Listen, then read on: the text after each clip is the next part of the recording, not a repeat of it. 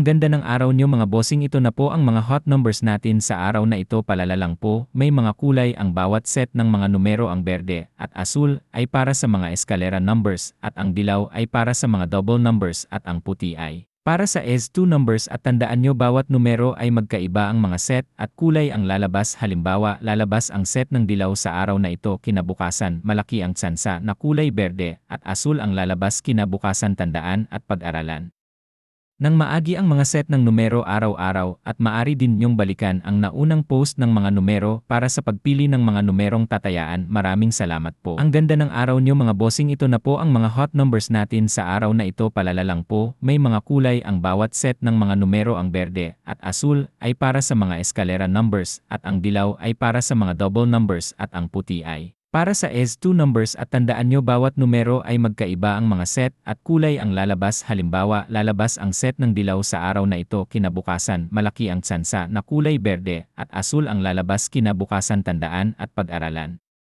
nang maagi ang mga set ng numero araw-araw at maaari din nyong balikan ang naunang post ng mga numero para sa pagpili ng mga numerong tatayaan. Maraming salamat po.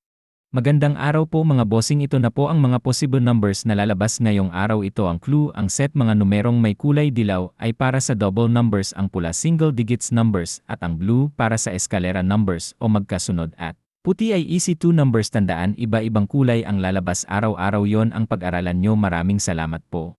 Maganda ang araw nyo mga bossing, ito na ang mga clue or guide numbers sa araw na ito. Madali lang ito, ang gagawin nyo lang ay dagdagan ng isang numero ang mga clue numbers para mabuo ang 3 numero para sa Swertres. Iwan ko lang kung di ka pa manalo dito bossing. Maraming salamat sa mga subscribers, viewers sa pag-like at pag-share sa mga video. Maraming salamat po. Buenas dias, God bless po.